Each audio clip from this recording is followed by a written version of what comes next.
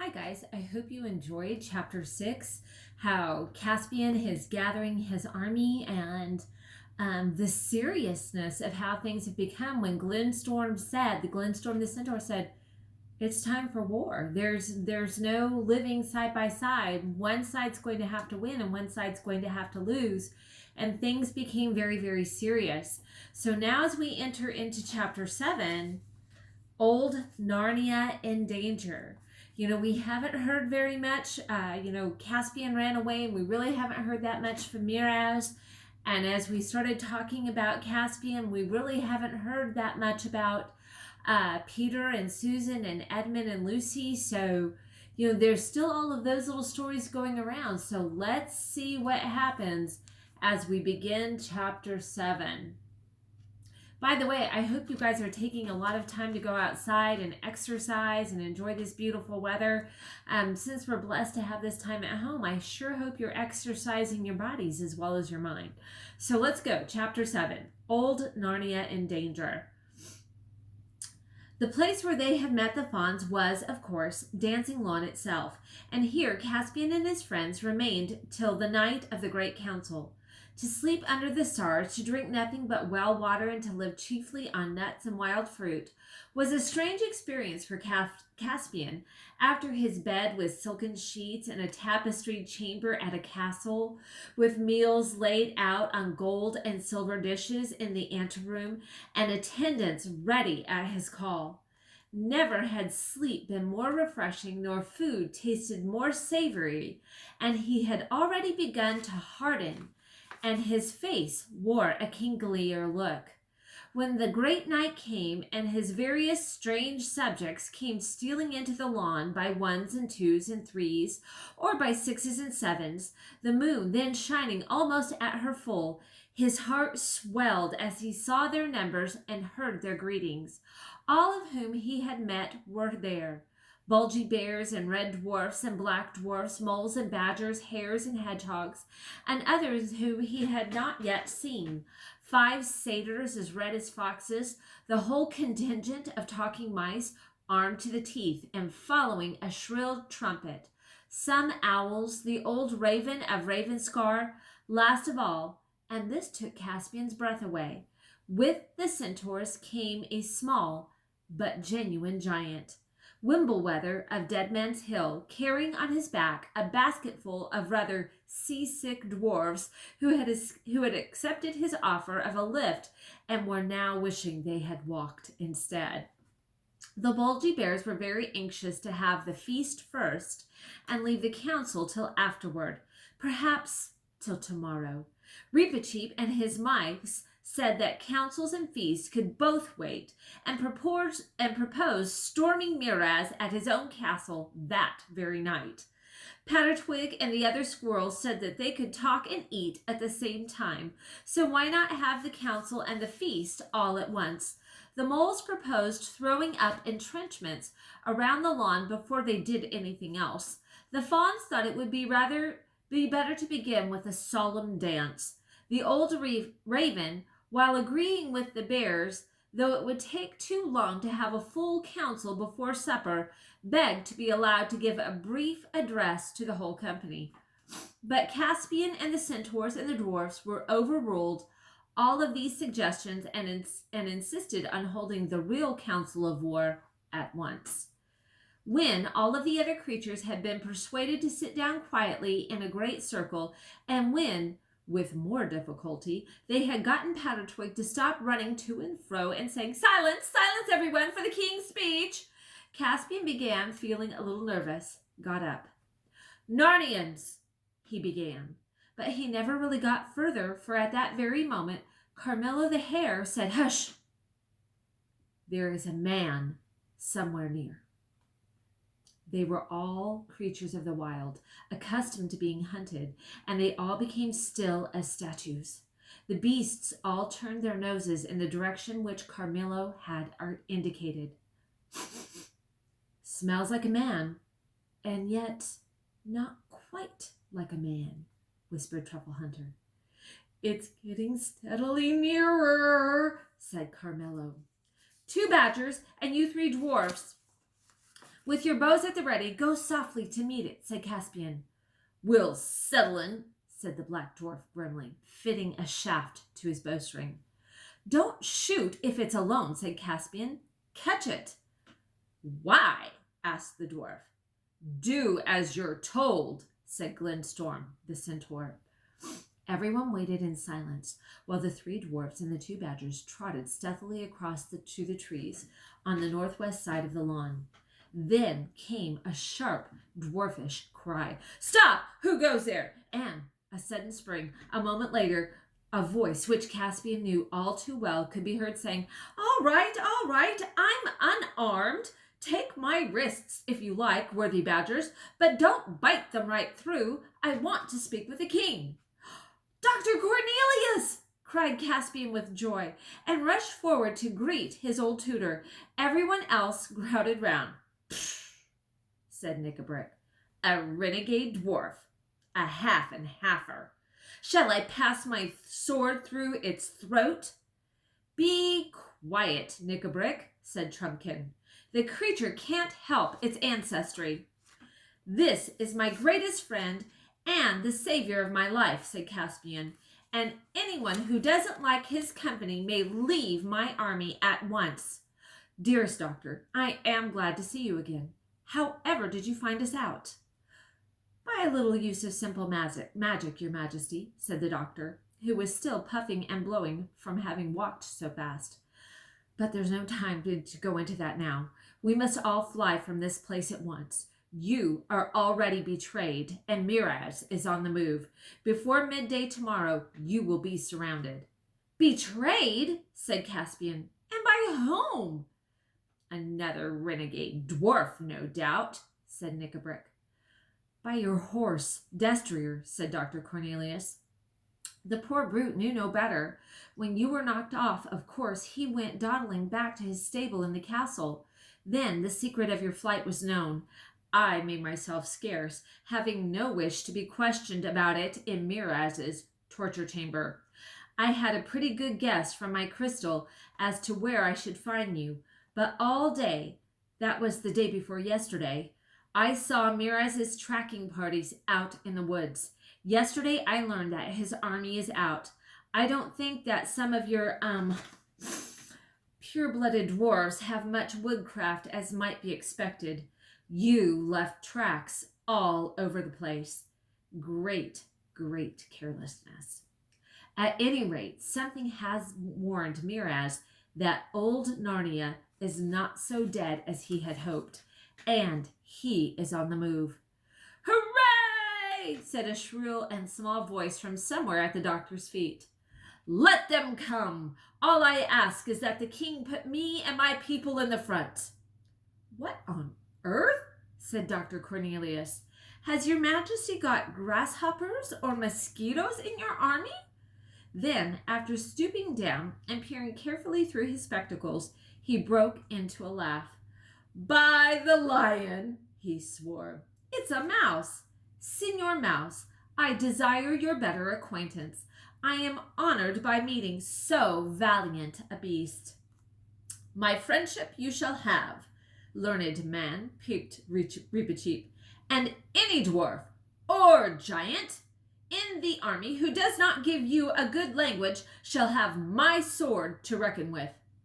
Is there any time for this foolery? Asked Knickerbrick. Where are our plans, battle or flight? Battle if need be, said Trumpkin, but we are hardly ready for it yet, and this is no very defensible place. I don't like the idea of running away, said Caspian. Hear him, said the Bulgy Bears. Whatever we do, let's not have any running, especially not before supper, and not too much after either. Those who run first do not always run last, said the centaur. And why should we let the enemy choose our position instead of choosing it for ourselves? Let us find a strong place. That's wise, your majesty, that's wise, said Truffle Hunter. But where are we to go? Asked several other voices. Your majesty, said Dr. Cornelius, "and all you variety of creatures. I think we must fly east and down the river to the great woods. The Tullamarines hate that region. They have always been afraid of the sea and of something that may come over the sea. That is why they have let the great woods grow up. If traditions speak true, the ancient Cair Paravel was at the river mouth. All that part is friendly to us and hateful to our enemies. We must go to Aslan's How." "Aslan's How?" said several voices. We don't know what that is." "It lies within the skirts of the great woods, and it is a huge mound which Narnians raised in a very ancient times over a very magical place, where there stood, and perhaps still stands, a very magical stone. The mound is all hollowed out within into galleries and caves, and the stone is in the central cave of all. There is a room in the mound for all of our stores, and those of us who have most need of cover and are most accustomed to underground life can be lodged in the caves. The rest of us can lie in the wood. At a pinch, all of us, except the worthy giant, could retreat into the mound itself, and there we would be beyond the reach of every danger except famine." "It is a good thing we have a learned man among us," said Truffle Hunter. But Trumpkin muttered under his breath, "Soup and celery. I wish our leaders would think less about these old wives' tales and more about victuals and arms." But all approve of Cornelius's proposal, and that very night, half an hour later, they were on the march. Before sunrise, they had arrived at Aslan's How. It was certainly an awesome place, a round green hill on top of another hill, long since grown over with trees, and one little low doorway leading into it. The tunnels inside were a perfect maze until you got to know them, and they were lined and roofed with smooth stones, and on the stones, peering in the twilight, Caspian saw strange characters and snaky patterns and pictures in which the form of a lion was repeated again and again. It all seemed to belong to an even older Narnia than the Narnia of which his nurse had told him. After they had taken up their quarters in and around the How, the fortune began to turn against them. King Maraz's scouts soon found their new lair, and he and his army arrived on the edge of the woods, and, as so often happens, the enemy turned out stronger than they had reckoned. Caspian's heart sank as he saw company after company arriving, and though Miraz's men may have been afraid of going into the wood, they were even more afraid of Miraz, and with him in command they carried battle deeply into it, and sometimes almost to the How itself. Caspian and other captains of the course made many sorts into the open country. Thus there was fighting on most days, and sometimes by well into the night. But Caspian's party had, on the whole, the worst of it. At last there came a night when everything had gone as badly as possible, and the rain, which had been falling heavily all day, had ceased at nightfall, only to give place to raw cold. That morning Caspian had arranged what was his biggest battle yet, and all had hung their hopes on it. He, with most of the dwarfs, was to have fallen onto the king's right wing at daybreak, and then, when they were heavily engaged, giant Wumbleweather with the centaurs and some of the fiercest beasts were to have broken out from another place and endeavored to cut the king's right off of the rest of the army. But it had all failed. No one had warned Caspian, because no one in these latter days of Narnia remembered that giants are not at all clever. Poor Wumbleweather, though as brave as a lion, was a true giant in that respect. He had broken out at the wrong time and from the wrong place, and both his party and Caspian's had suffered badly and done the enemy little harm. The best of the bears had been hurt. a centaur terribly wounded, and there were a few in Caspian's party who had not lost blood.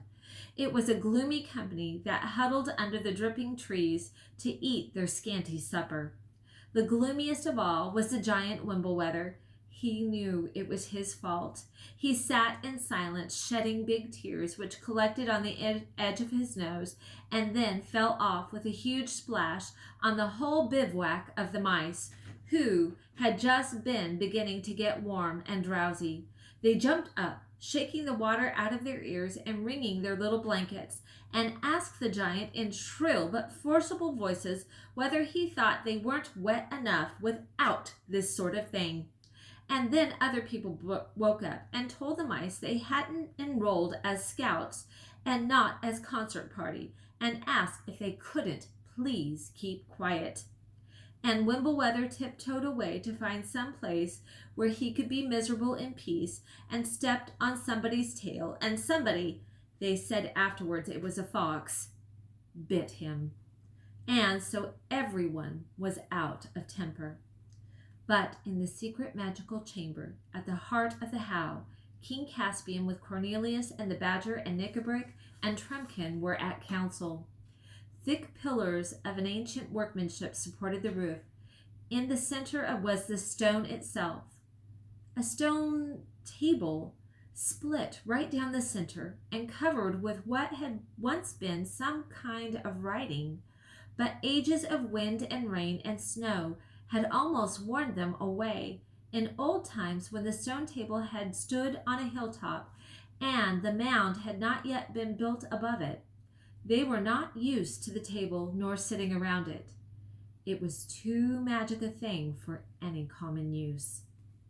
They sat on logs a little way from it, and between them was a rough wooden table on which stood a rude clay lamp, lighting up their pale faces and throwing big shadows on the wall.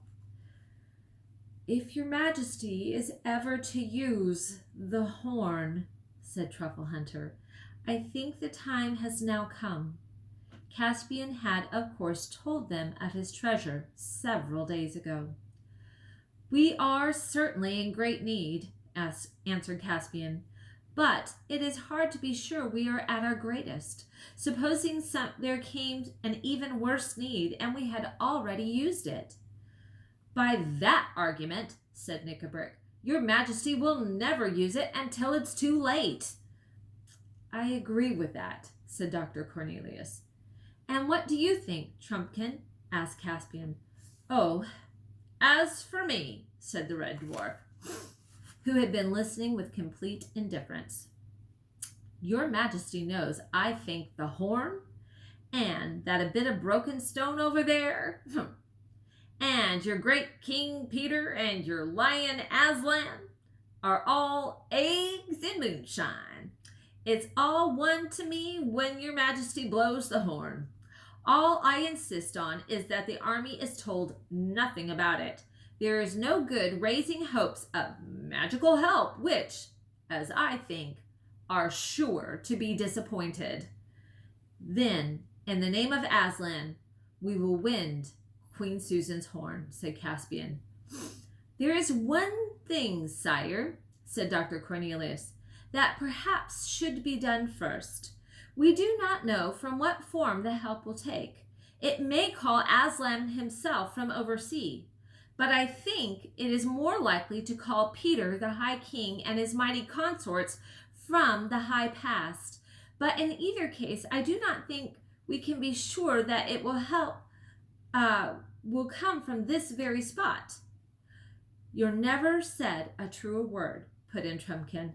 "I think," went on the learned man, "that they, or he, will come back to one or another of the ancient places of Narnia. This is where we now sit. It is the most ancient and most deeply magical of all, and here, I think, the answer is likeliest to come. But there are two others. One is Lantern Waste, upriver, west of Beaver's Dam, where the royal children first appeared in Narnia, as the records tell. There is another at the river mouth, where their castle Cair Paravel once stood, And if Aslan himself comes, that too would be the best place for meeting him, for every story that is set that he is the son of the great emperor across the sea, and over the sea he will pass. I should like very much to send messengers to both places, to Lantern Waste and the river mouth, to receive them or him or it. Just a thought, muttered Trumpkin. The first result of all of this foolery is not to bring us help, but to lose us 2 fighters. Who would you think of sending, Dr. Cornelius? Asked Caspian. Squirrels are best for getting through enemy territory without being caught, said Truffle Hunter. All our squirrels, and we haven't many, said Knickerbrick, are rather flighty. The only one I'd trust with a job like that would be Pattertwig. Let it be Pattertwig then, said King Caspian. And who for our other messenger? I know you'd go, Truffle Hunter, but you haven't speed. Nor you, Dr. Cornelius. I won't go, said Knickerbrick. With all of these humans and beasts about, there must be a dwarf here to see that dwarfs are fairly treated. Thimbles and thunderstorms, cried Trumpkin in a rage. Is this how you speak to the king? Send me, sire. I'll go. But I thought you didn't believe in the horn, Trumpkin, said Caspian. No more I do, your majesty, but what's that got to do with it? I might as well die on a wild goose chase as die here. You are my king. I know the difference between giving advice and taking orders. You've had my advice, and now it's time for the orders. I will never forget this, Trumpkin, said Caspian. Send for Pattertwig, one of you, and when shall I blow the horn? I would wait for sunrise, your majesty, said Dr. Cornelius. That sometimes has an effect in operations of white magic. A few minutes later, Pattertwig arrived and had his task explained to him. As he was, like many squirrels, full of courage and dash, and energy and excitement and mischief, not to say conceit, he no sooner heard it than he was eager to be off. It was arranged that he would make a run for Lantern Waste, while Trumpkin made the shorter journey to the river mouth. After a hasty meal, they both set off with fervent thanks and good wishes from the king, the badger, and Cornelius. So this is where they leave them. They are losing in battle to Miraz. They're going to blow the horn. And not everybody's in agreement about what happens. Well, you'll have to wait for the next chapter to find out what kind of help they receive, even though I think you might have a very good idea. I'll see you later.